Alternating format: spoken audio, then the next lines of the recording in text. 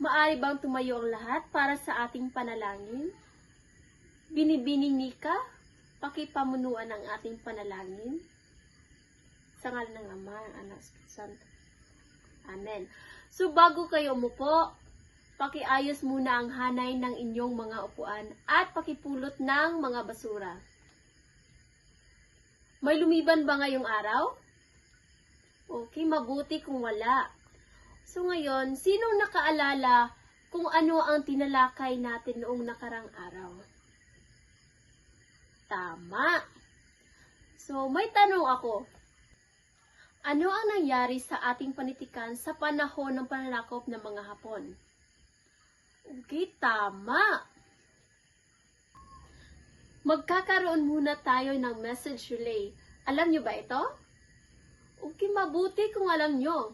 So, kailangan ko ng representante ng bawat grupo upang lalaro ang message relay.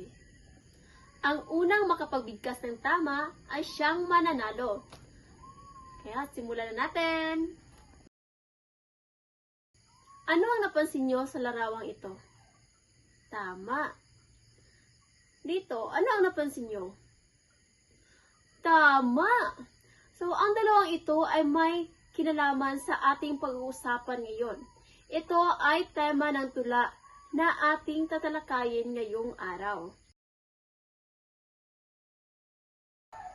Ano sa tingin nyo ang pagkakaiba ng dalawa? Bilangin nyo nga kung ilang pantig sa tangka. Ilang taludtod at pantig mayroon ang tangka? Ilan ang sukat bawat taludtod? Tama! Ilan naman ang taludtod at pantig sa haiku? So, ilan ang sukat at taludtod ng haiku? Mahusay! Ngayon, magkakaroon muna tayo ng gawain.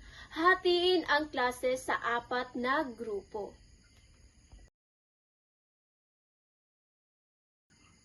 Paano nga ba nakakatulong ang tangka at haiku sa pagpapahayag ng ating emosyon? Tama ka, Binibini at Ginoo.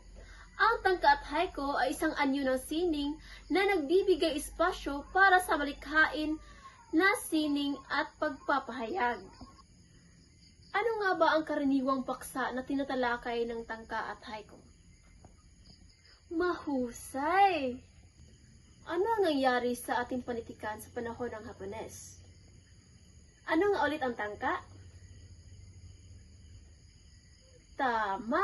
Ano naman ngayon ang haiku? Magaling! Ngayon ay tapos na tayo sa ating talakayan.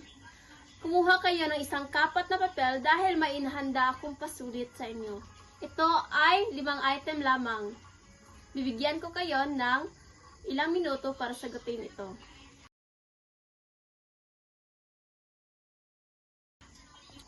Tapos na ba ang lahat?